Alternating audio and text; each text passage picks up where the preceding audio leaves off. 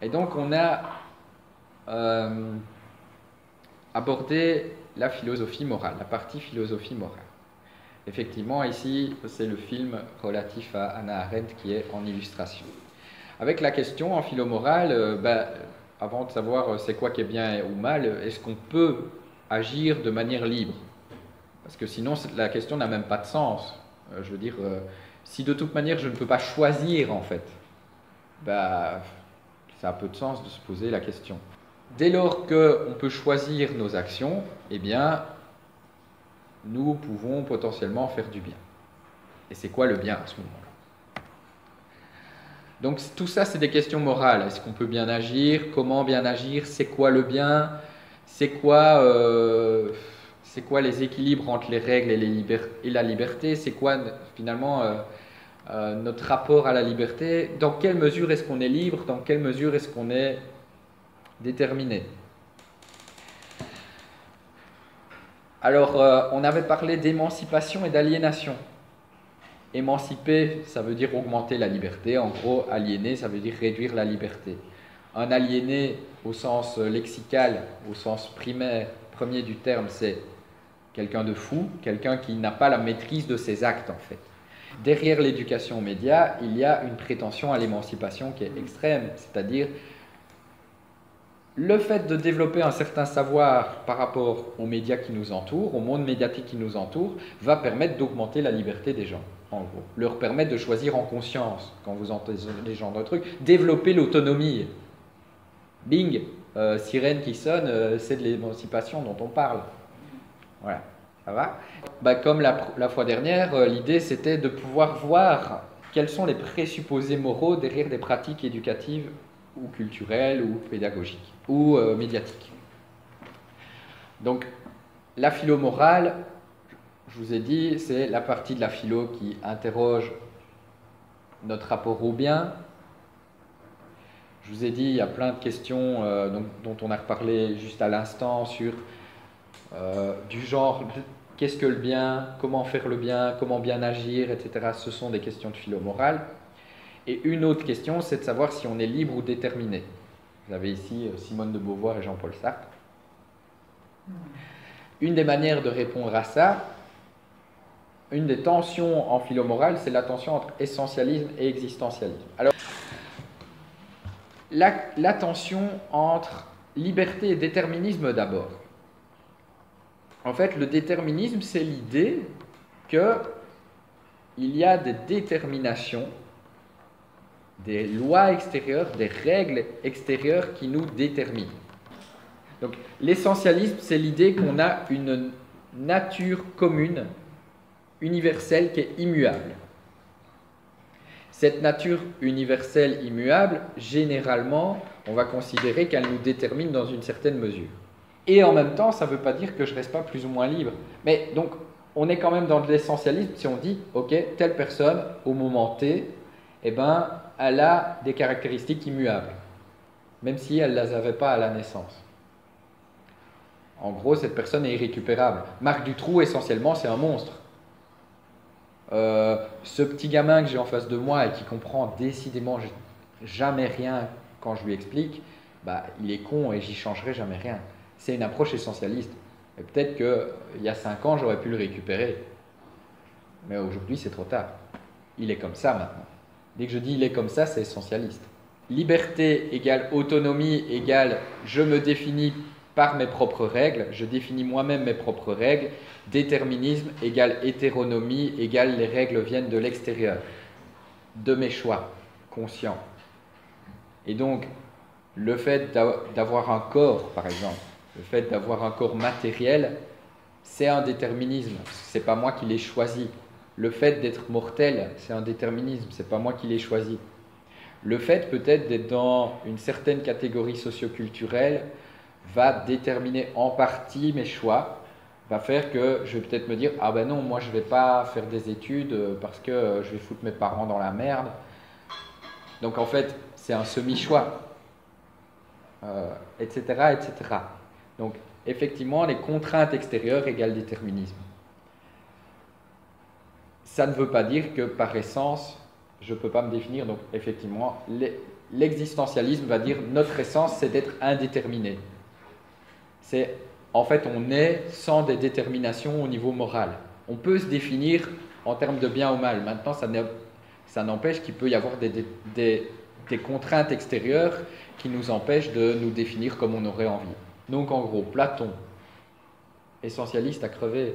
C'est-à-dire, justement, Platon, c'est le penseur des idées. Ça veut dire qu'on a tous un truc commun qui renvoie à une idée. C'est notre essence, en fait, c'est l'idée de l'être humain. Et donc il y a finalement comme une représentation parfaite de ce qu'est un être humain, qui est immuable, qui ne bouge pas, et qui se déploie dans chacun des êtres sensibles que nous sommes. Par exemple, il y a eu à un moment donné Lombroso. C'est un mec qui s'est dit, eh ben en fait, je peux prédire la criminalité des gens en étudiant la forme de leur crâne. Et il a étudié plein de formes de crâne, et donc, en gros, à la gueule, je peux dire si la personne est criminelle, quoi. C'est terrible. Et des expressions comme la bosse des maths, le fait de dire, bah ouais, il y a finalement quelque chose qui est de l'ordre de... C'est acquis à l'avance que cette personne-là, elle va bien avoir les maths, et puis d'ailleurs, c'est écrit sur sa gueule, quoi. L'eugénisme, typiquement, hein, c'est essentialiste, ouais. Donc souvent, une personne qui est essentialiste, bah, elle est déterministe. Parce qu'elle nous dit, bah, nous sommes déterminés intérieurement par quelque chose de commun. Et en même temps, bah, je peux constater que nous avons des caractéristiques immuables communes, du genre notre humanité, on a une essence commune, mais qu'en même temps, ça ne nous détermine pas au niveau de la morale. L'approche essentialiste, donc je viens de le dire, c'est en morale. En tout cas, l'essentialisme moral consiste à dire que nous sommes déterminés sur le plan moral. Nous sommes prédéfinis. En gros, on n'a pas le choix. On a quelque chose qui nous dit à l'intérieur qu'on est bien bon ou mauvais. C'est que dans notre essence, on pourrait avoir les germes de quelque chose. En fait, cette personne est prédestinée à devenir mauvaise. C'est en fait...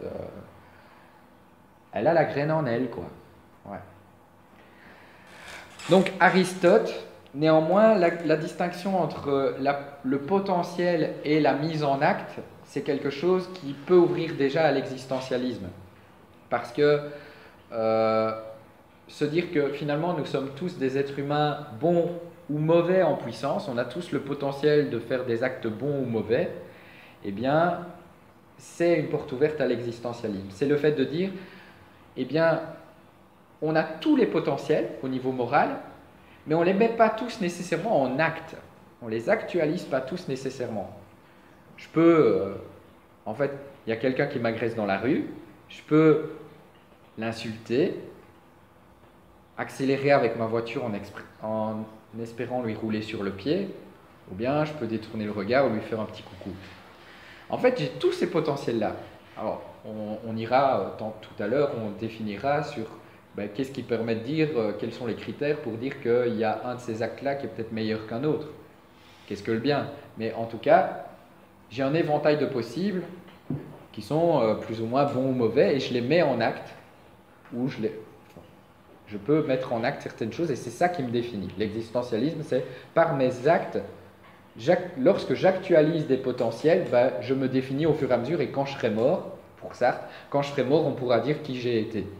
Mais avant ça, je peux toujours choisir, voilà, c'est pas parce que j'ai choisi une route que je peux pas choisir une autre route à un moment donné. Il y a certains psychologues qui vont être essentialistes et qui vont dire, à un moment donné, il y a des maladies, elles sont dès la naissance et on ne peut pas en guérir. Ce sont des psychoses. Ça, c'est une approche essentialiste, quoi.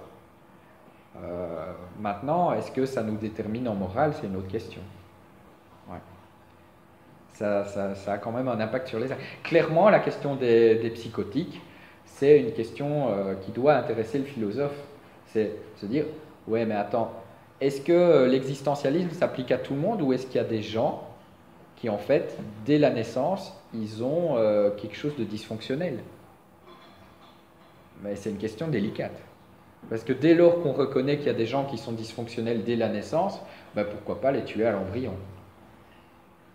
Pourquoi pas les mettre dans des camps? Pourquoi pas Donc voilà, moi je suis pour le fait de postuler que l'essentialisme en morale c'est de la merde, pour ces raisons. Voilà. Une autre distinction, donc vous avez la distinction entre puissance et acte chez Aristote, vous avez la distinction entre être et étant chez Heidegger. La distinction entre être et étant, c'est l'être, c'est ce qui se manifeste dans tous les étangs, c'est ce qui se déploie, c'est l'énergie finalement vitale, c'est la vie, c'est l'existence. Un étang, c'est tout ce qui est, tout ce qui existe.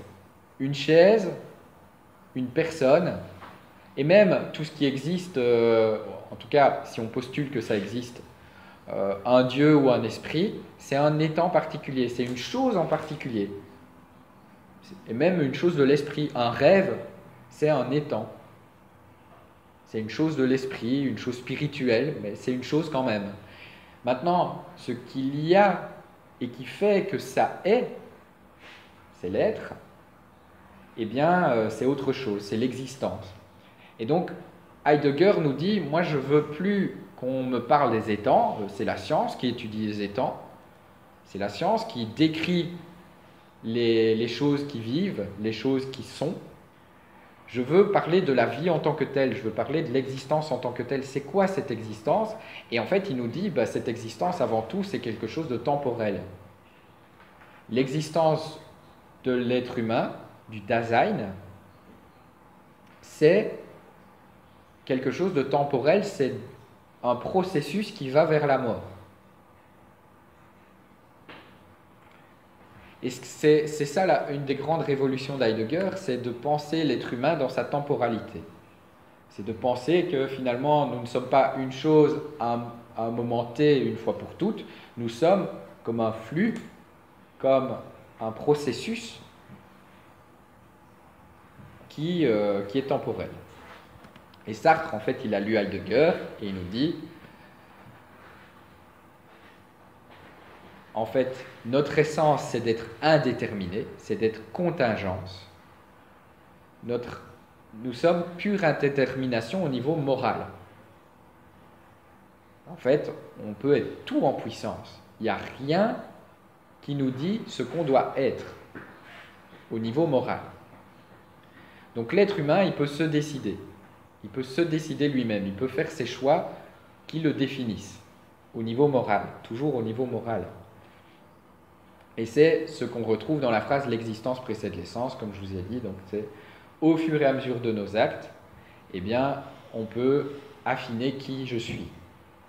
Je peux affiner qui je suis au fur et à mesure des actes que je pose. C'est en fait ce que j'ai fait hier ne présage pas nécessairement de ce que je vais faire demain. Et d'ailleurs, une des distinctions que je fais, c'est voilà, il y a finalement une idéologie un peu, c'est je me construis moi-même, je me fais moi-même.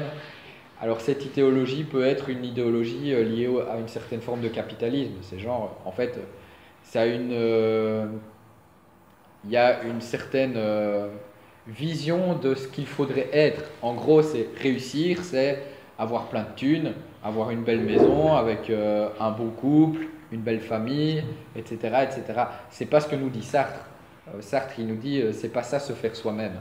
C'est pas justement répondre nécessairement à des normes sociales. C'est en fait choisir qui on a envie d'être au niveau moral. On a vu Arendt, la banalité du mal, ce n'est pas les actes commis qui sont banals. Les actes commis sont atroces, mais par contre, ils peuvent être commis par des personnes banales. Et elle voit en Adolf Eichmann, un criminel de guerre nazi, elle voit en lui quelqu'un de médiocre, quelqu'un de banal. C'est un monsieur tout le monde qui a juste mis en veilleuse son raisonnement moral, qui a arrêté de se poser la question de la moralité de ses actes. Parce que le gars, il n'avait pas de haine, c'était pas un grand idéologue, il faisait que canonner les concepts nazis, il faisait que dire c'est le Führer qui l'a dit et il faut suivre le Führer et c'est ça qui est bien. Et en fait, il se posait juste pas trop la question. C'était pas lui qui a écrit les textes de loi, quoi. Le gars, c'était plutôt un exécutant. Et en fait, Arendt nous dit Face à ça, ce qu'on peut développer, c'est une habitude à développer son jugement moral. Par l'entraînement finalement, quelque part, par le fait de se poser la question et de réfléchir moralement à nos actes, eh bien peut-être que nous pouvons prévenir ces moments atroces. Lien très fort avec l'esprit critique. L'esprit critique dans une vision existentialiste ne serait pas quelque chose d'acquis une fois pour toutes, de même que le mal ou le bien. Nous ne sommes pas bons ou mauvais une fois pour toutes. Nous pouvons à certains moments donnés mettre en veilleuse des aptitudes, des potentiels, et à contrario, nous pouvons peut-être les entraîner. C'est effectivement, moi, c'est un de mes postulats, c'est que en éducation aux médias, on n'est pas esprit critique une fois pour toutes, mais nous pouvons développer certains potentiels, certaines démarches, certaines habitudes de pensée qui peut-être vont nous rendre plus vigilants à l'avenir. Et qui n'empêchent pas qu'en fait, demain, je peux me faire avoir par une fake news ou apporter un jugement moral justement discutable sur le plan moral.